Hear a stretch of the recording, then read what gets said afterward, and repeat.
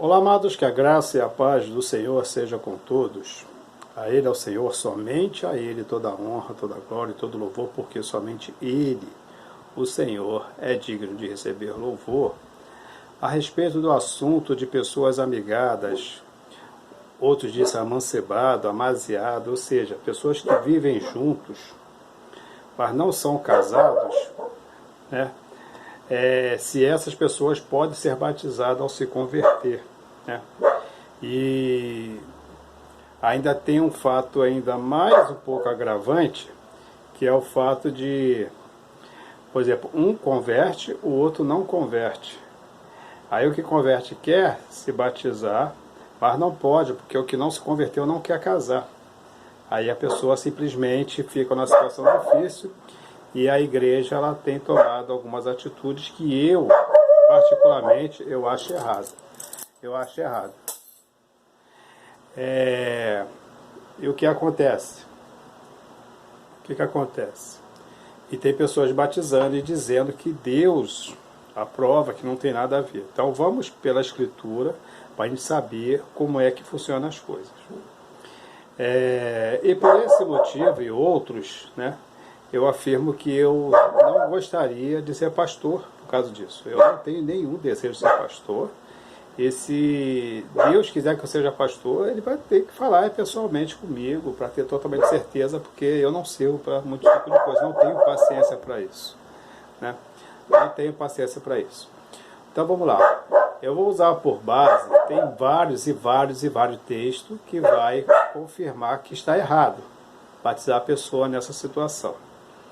Mas que pode batizar, não tem nenhum texto, não existe nenhum texto. Eu vou usar um texto clássico aqui, que Jesus vai falar o que é realmente o Evangelho. Em Lucas 14, a partir do 25, a Bíblia diz que as pessoas estavam seguindo Jesus, Jesus para e se volta para elas e começa a dizer. Ou seja, pessoas estão seguindo a Jesus. E Jesus vai deixar claro, quando ele vai falar, deixar claro o que é seguir a ele. Quem quiser, que vier, papai. Quem não quiser, volte. E Jesus, em nenhum momento, Jesus fez uma adaptação para que aquela pessoa pudesse continuar seguindo ele. Então ele se volta e diz assim, ó, aquele que não aborreceu o pai, a mãe, o filho, a mulher, o marido, coisa desse tipo, esses não são dignos de mim. Esses não podem me seguir. Não pode me seguir. Não existe uma condição. Não pode. E o que é aborrecer? O que é aborrecer a família? O que é aborrecer o marido, a mulher, aquele negócio todo? É quando o Evangelho bate de frente com a situação. Um não querer uma coisa e o outro for completamente o oposto. Então Jesus deixa claro que é assim que se faz. E lá no versículo 28 ele fala assim, qual de vós que for edificar uma torre, não se senta primeiro para fazer os cálculos para saber se tem condição de edificar essa torre, porque senão para a obra no meio e fica todo mundo falando, tá vendo? Achou que ia fazer uma coisa, não teve dinheiro, a obra ficou lá parada. É a mesma coisa. Quando o crente ele vem para a igreja, ele não faz os cálculos do que ele pode perder nessa terra. Ganhar no céu é 100%, mas aqui na terra tem que perder muitas coisas. Então ele não faz o cálculo.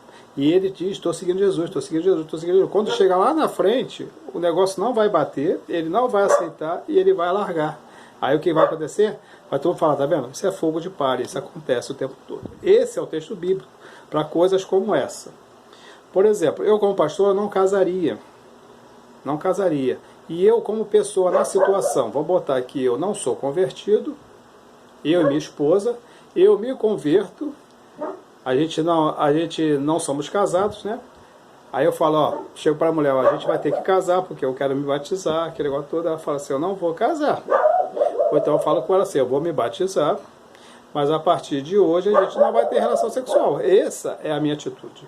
Se ela quiser ir embora ou não, o problema é dela. Mas eu vou me batizar e vou andar de acordo com a palavra. Essa é uma coisa que eu tenho que perder. Eu sentei e fiz o cálculo. É uma coisa que eu tenho que perder e pelo Evangelho eu perco, não tem problema. Se os filhos quiserem ir embora, se a mulher quiser ir embora, coisa desse tipo, né?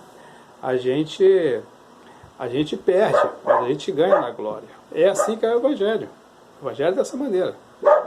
É o que Jesus fala. Jesus não era tão fofo para falar, Jesus era direto. É assim ou nada. Acabou. É desse jeito. Aí vamos lá. E o que está acontecendo?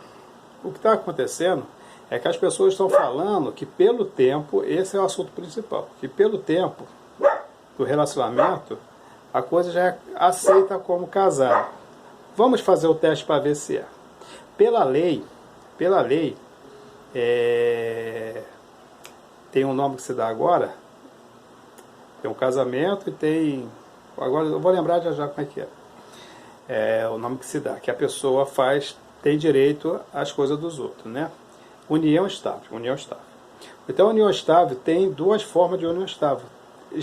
Tem a união estável declarada, que um se torna, isso é feito, é documentado. Então um se torna dependente do outro, independente do que venha acontecer, um morrer aquele negócio todo, tem que correr atrás, provar que vivia junto, provar que era isso, provar que comprou, provar que para poder ter direito às coisas. Ou então a união estável declarada, já deixa bem claro, morreu uma pessoa, essa outra pessoa, ela é herdeira dessas coisas. E tem a união estável que ela não é declarada, a pessoa simplesmente vive, acontece de uma coisa acontecer com uma de morrer, né? Então as coisas vão ser feitas com uma investigação jurídica para saber se a pessoa realmente vivia com a outra, aquilo todo. Ambas, até a união estável declarada, não é casamento, não é declarado casamento. Isso é lei, é só você dar o Google e você vai ver que é assim. Mas o que a igreja está dizendo? Que a união estável, não importa como, é o casamento. Então vamos lá. A Bíblia, para terminar, né, tem 7 minutos já, a Bíblia diz que fornicação, quem pratica fornicação não entrará no reino dos céus. E uma união estável é uma fornicação. A igreja, muitos dizem que não. Então vamos lá. Duas pessoas se conhecem, um homem e uma mulher, e eles se declaram para o outro, eles decidem viver para sempre um com o outro, declaram todo amor, juras, tudo mais, que negócio todo. Então, estão decididos a viver um para o outro.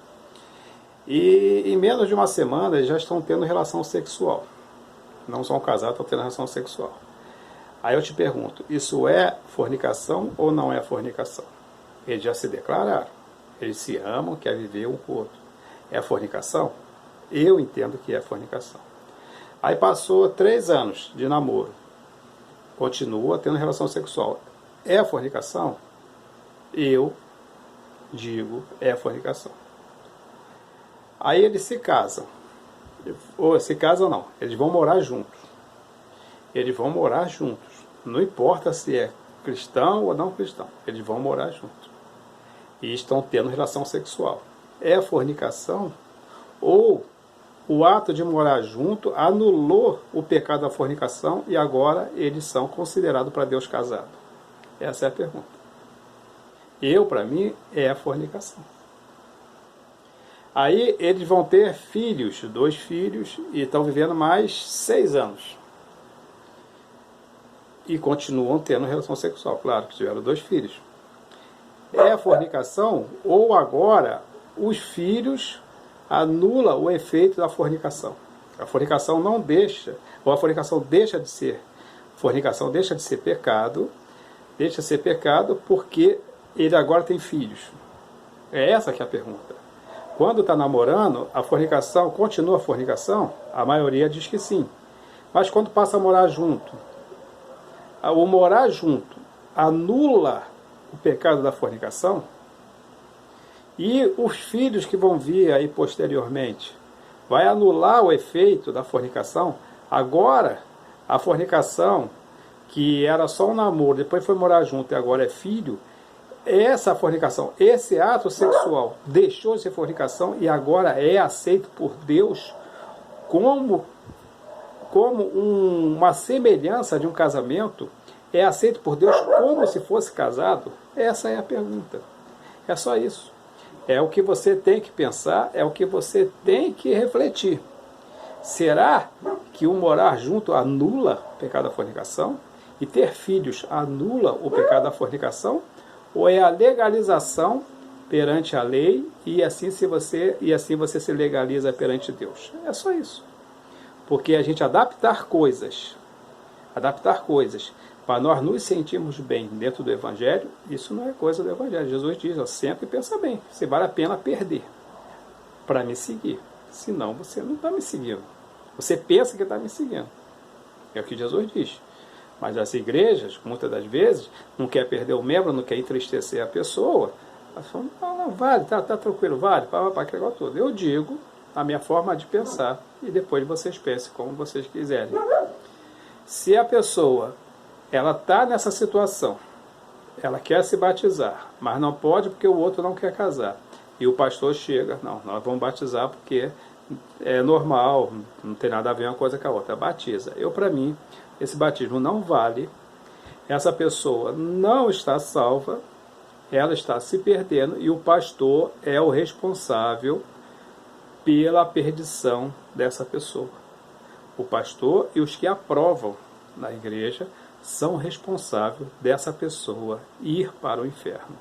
Esse é o meu pensamento, entendeu? Você tem direito ao seu pensamento. Nós somos democracias, nós sabemos dialogar e você tem a sua opinião. Agora, lembre-se que servir a Deus não é difícil.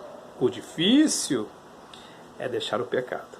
Até a próxima, querendo Deus, um forte abraço e que Deus nos abençoe sempre.